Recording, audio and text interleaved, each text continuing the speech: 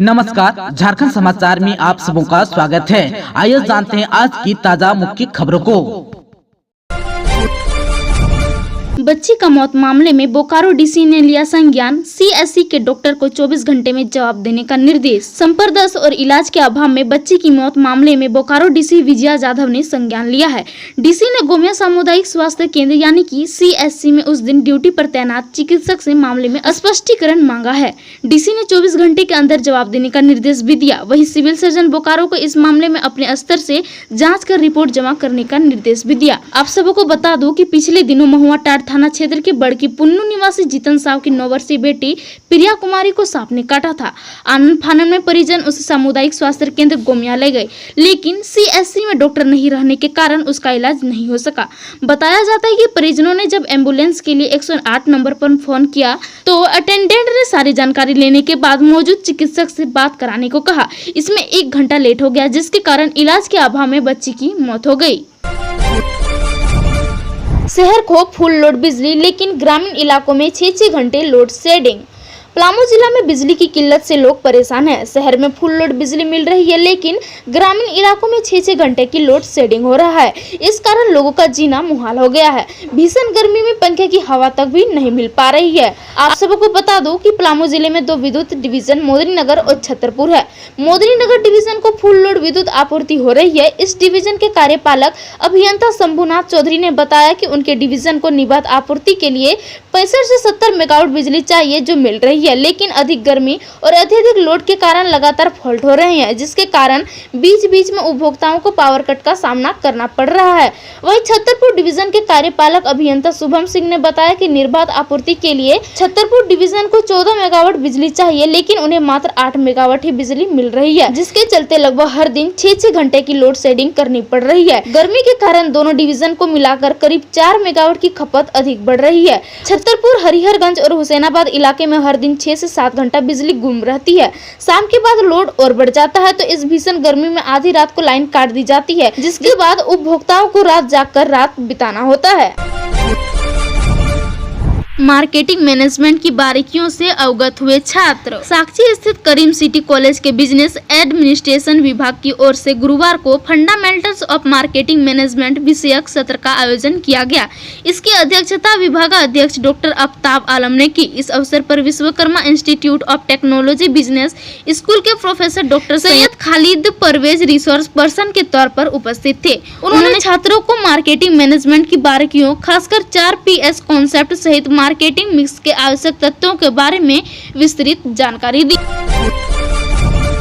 Graduate college में चलेगी UG और पीजी का विशेष कक्षाएं। ग्रेजुएट कॉलेज में गुरुवार को एक आवश्यक बैठक हुई। बैठक की अध्यक्षता प्राचार्य डॉक्टर वीणा सिंह प्रियदर्शी ने की। इसमें तय हुआ कि पिछले दिनों विभिन्न कारणों और लोकसभा चुनाव की वजह से बहुत सारी छुट्टियां रही, इसलिए ग्रीष्मावकाश के दौरान ग्रेजुएट कॉलेज में पाठ्यक्रम पूरा करने के उद्देश्य से स्नातक और स्नातकोत्तर की विशेष कक्षाएं कॉलेज के समय पर ही संचालित की जाएगी। इसके तहत स्नातक सेमेस्टर 2, सेमेस्टर 3, सेमेस्टर 6 एवं स्नातकोत्तर सेमेस्टर 1 व सेमेस्टर 4 की कक्षाएं शामिल है। कक्षाओं का संचालक आवश्यक आधारित शिक्षक, अतिथि शिक्षक और वैसे नियमित शिक्षक जो जमशेदपुर में रहते हैं उनके द्वारा किया जाएगा।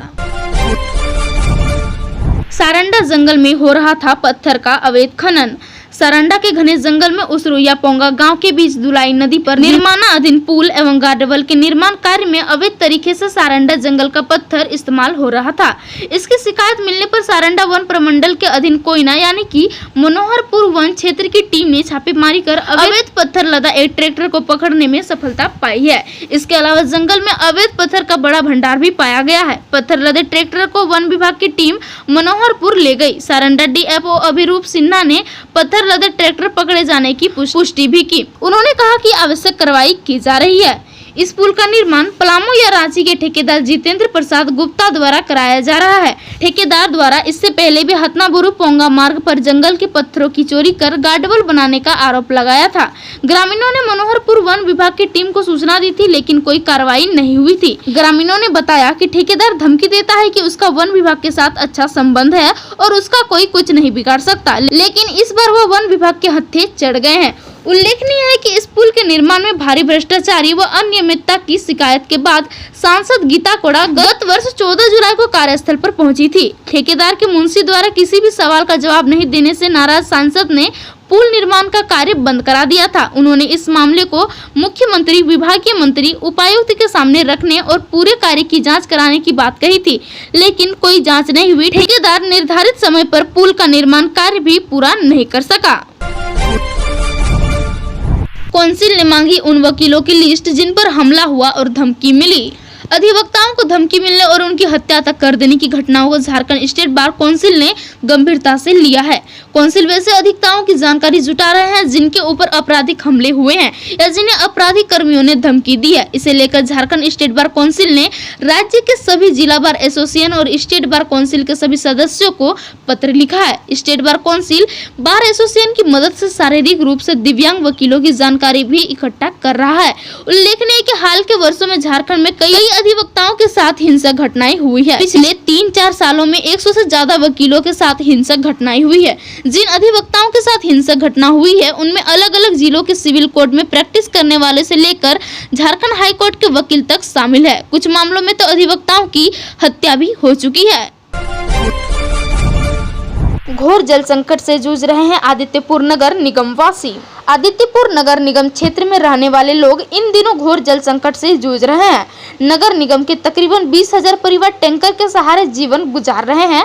आदित्यपुर नगर निगम के 35 वार्ड में करीब 55,000 परिवार रहते हैं। इनमें से 18,000 परिवारों को पुरानी पाइपलाइन से जलापूर्ति हो रही है, जबकि बाकी परिवारों को या तो बोरिंग के सहारे या टैंकर की जलापूर्ति पर आश्रित रहना पड़ रहा है। इसी समस्या को दूर करने के लिए वर्ष 2018 में आदित्यपुर वृहद जलापूर्ति योजना की नींव रखी गई थी, लेकिन इसमें कई विभागों की बाधा से यह योजना 6 वर्षों से लंबित है।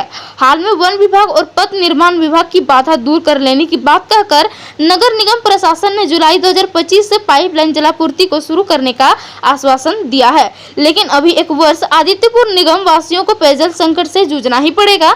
बता दें कि आदित्यपुर के लोगों को घोर जल संकट से उबारने के लिए 400 करोड़ रुपए की वृहद योजना बनी है, लेकिन अब तक आदित्यपुर जलापूर्ति की योजना का काम अधूरा है। वन विभाग के पेंच और विरोध की वजह से योजना का काम 6 साल बाद भी पूरा नहीं हो पाया है। वर्तमान में सीतारामपुर जल स्रोत केंद्र और 60 किलोमीटर पाइपलाइन बिछाने का काम वन विभाग की पेंच में फंसा है। इसके अलावा 60 MLD क्षमता वाले सापड़ा में बनने वाला वाटर ट्रीटमेंट प्लांट का निर्माण कार्य अब तक भी शुरू नहीं हुआ है। बोकारो के राजगंज रोड पर पेड़ गिरने से ओवरहेड तार टूटा, ट्रेन जहां तहां रुकी। धनबाद रेल मंडल के कतरास फुलारी टांड स्टेशन के बीच बुदोरा रेलवे हॉल्ट के समीप तेज आंधी व पानी से ओवरहेड तार पर पेड़ गिर गया। इस कारण नॉर्थ लाइन की रेलवे की बिजली आपूर्ति पूरी तरह से ठप हो गई। नॉर्थ लाइन ओवरहेड तार पर पेड़ गिरने से नॉर्थ व साउथ लाइन का पोल व तार पूरी तरह क्षतिग्रस्त हो गया। बिजली आपूर्ति बंद होने के कारण मौर्य एक्सप्रेस सहित कई ट्रेनें जहां तहां रुक गई। घंटों तक यही स्थिति बनी रही। घटना की जानकारी मिलने पर चंद्रपुरा मेंटेनेंस वैन और धनबाद मेंटेनेंस बुदोरा रेलवे हॉल्ट पहुंचकर ग्रामीणों की मदद से रात के लगभग 11 बजे ऑफलाइन को क्लियर कराया, जबकि डाउन लाइन को रात के लगभग 2:30 बजे के बाद क्लियर कराया गया।